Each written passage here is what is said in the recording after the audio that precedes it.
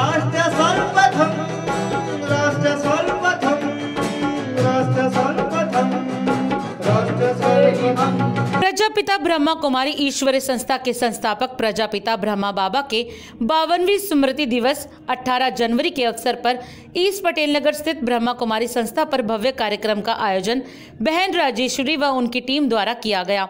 इस अवसर पर जहां प्रजापिता ब्रह्मा बाबा को श्रद्धा सुमन अर्पित किए गए तो वहीं उपस्थित अतिथियों ने अपने अपने विचार भी रखे। कार्यक्रम की संचालिका राजेश्वरी बहन ने सभी अतिथियों को इस अवसर पर प्रतीक चिन्ह भेंट कर सम्मानित किया।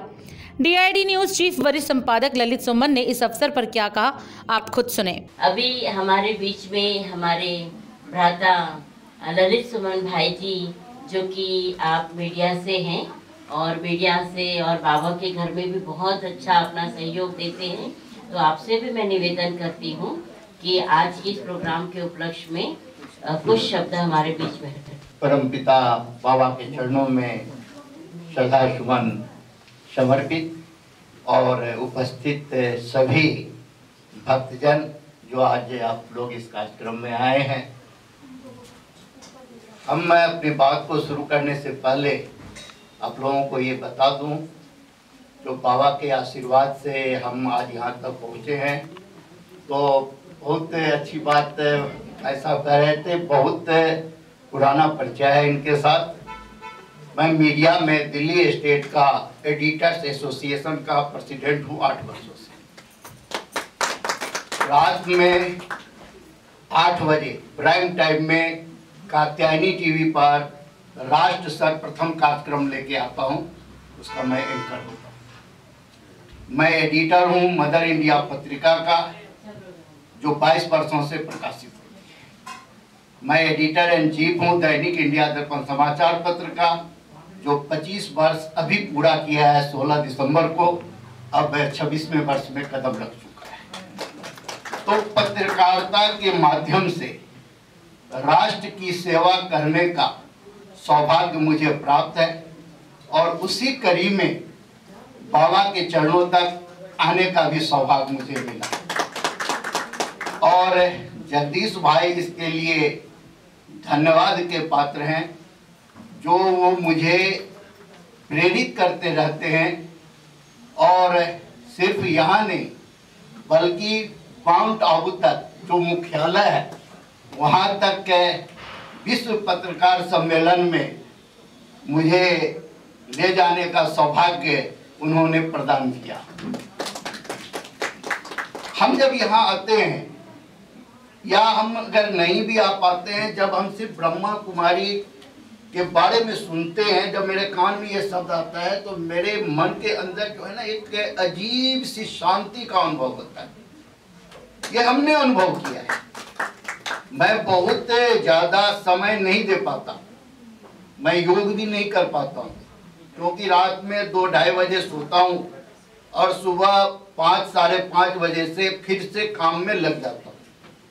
तो इतना समय नहीं मिल पाता कि हम मॉर्निंग वॉक के लिए भी निकल सके या योगा पर 1-2 घंटा हम लगा सके। लेकिन जब कभी भी हम अपने चैम्बर में अकेले में बैठे होते हैं तो जरूर उस परमपिता परमेश्वर को याद करते हैं। और बगल में मैंने अपने चेयर के बगल में यह जो ज्योत प्रकाशित घोड़ा है, जो कि आपको अपनी ओर आकृष्ट करता है, वो मेरे पास है, जो पिछले करीब 30 वर्षों से मेरे पास है। हम दिल्ली में इस आश्रम से जुड़े हुए करीब हमको जो है सो वह है करीब 20 वर्ष के लगभग। लेकिन आज से 37 वर्ष पहले दरभंगा बिहार में ब्रह्मा कुमारी के आश्रम में जब मैं पढ़ता था साइंस कॉलेज में, तो एक बार आमंत्रित किया गया और मैंने वहाँ देखा ज्योतिपुंज। तो मैंने उसके बारे में वहाँ बहन जी से पूछा कि ये क्या है।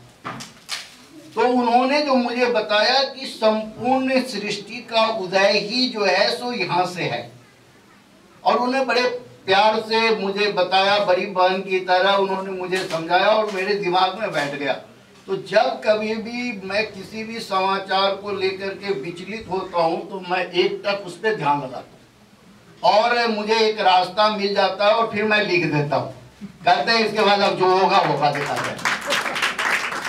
और आज तक हमारे एक भी न्यूज को किसी ने कंट्राडिक्ट नहीं किया, और जिसने भी अगर कंट्राडिक्ट किया तो 3 अफसर ऐसे आए, वो पराजित हुआ। आज तक हमारी कलम कहीं झुकी नहीं है। इसीलिए हम अक्सर सभी मंचों से कह देते हैं, और ये जानना बहुत जरूरी है, जो आज समाज में पत्रकारों की स्थिति खास करके इलेक्ट्रॉनिक मीडिया से के कारण थोड़ी सी छवि जो है सो अच्छी नहीं हो रही, लेकिन पत्रकार जो है, जो कलम नवीस है, हम तो दोनों हैं, प्रिंट भी है इलेक्ट्रॉनिक भी है, तो अक्सर हम सभी मंचों से कह देते हैं पत्रकारों के लिए ये है, धरा बेच देंगे, धरा बेच देंगे, गगन बेच देंगे, धरा बेच देंगे, गगन बेच देंगे, चमन बेच देंगे, सुमन बेच देंगे। धरा बेच देंगे, गगन बेच देंगे, चमन बेच देंगे, सुमन बेच देंगे, अगर सो गए, अगर सो गए कलम के सिपाही, वतन के सौदागर पतन बेच देंगे। तो जगने की जरूरत है, जगाने की जरूरत है, चाहे वो कोई भी क्षेत्र, चाहे आप जो भी काम करते हो, आपको जो भी प्रभु ने जिम्मेवारी दे रखी है, कभी आप ये मत सोचें कि आपको ये नहीं मिला, आपको वो नहीं मिला। आप उस परमात्मा का शुक्रिया अदा कीजिए, जो हे प्रभु आपने मुझे इस धरातल पर मानव तन दे करके भेजा है। अगर हम किसी प्यासे को 1 गिलास पानी पिला सकते हैं और यह शक्ति मेरे अंदर है, तो मैं यह काम जरूर करूंगा। अगर किसी भूखे को अगर हम अपने हिस्से की 1 रोटी खिला सकते हैं, तो मैं जरूर खिलाऊंगा। आप जहां कहीं भी हैं, सड़क से गुजर रहे हैं, अगर आप देख रहे हैं कोई बुजुर्ग सड़क नहीं पार कर रहा है और बार बार वाहन के कारण वो रुक रहा है, तो आप 1 सेकंड के लिए रुककर उसके हाथ को पकड़कर आप उसको सड़क के उस पार पहुंचा दें। आप देखिए आपका आत्मा कितना प्रसन्न होता है, और यही तो परमात्मा का संदेश है। तो परमात्मा ये नहीं कहते आप ये करो आप वो करो, वो कहते हैं हम तुम्हारे अंदर हैं। तुम अपने इस तन को, इस शरीर को तो बार बार सजाते हो, संवारते हो, लेकिन कभी भी तुमने आत्मा के बारे में नहीं सोचा, जो इस आत्मा को क्या चाहिए। तो परम पिता परमेश्वर यही संदेश देते हैं, जो तुम अपने अंदर के आत्मा को, जो हम हैं परमात्मा, तुम मुझे प्रसन्न करने के लिए नेक कर्म करो, जिसके लिए मैं तुम्हें इस धरती पर भेजा हूं। बहुत समय हो चुका है, मैं खुद भी लेट आया था। यहीं पर विराम देते हुए फिर से बाबा को एक बार चरण स्पर्श, और आप लोगों का बहुत बहुत धन्यवाद। परमात्मा का माध्यम पिता श्री ब्रह्मा बाबा बने, ऐसे आपको बुलाने के निमित्त हमारे भ्राता रमेश भाई जी बने। कई मार्गों से निकलते भटकते अपनी जर्नी को हम प्राप्त करने की कोशिश करते हैं, लेकिन एक क्लैरिटी की आवश्यकता होती है अपना संपूर्ण परिपूर्ण जीवन जीने के लिए, और उसमें जो मार्गदर्शन है वो हमारे गुरु ही कर सकते हैं। और जो उनकी अनुभूति है, अगर वह हम तक पहुंच सके कहीं ध्यान के माध्यम से, मेडिटेशन जैसे, शांति का अनुभव करते हुए जैसे जैसे थॉट्स मैं आपको देती जाऊंगी, ऐसे ऐसे थॉट्स को न सिर्फ मन में लेकर के आना है, लेकिन उसका अनुभव करना।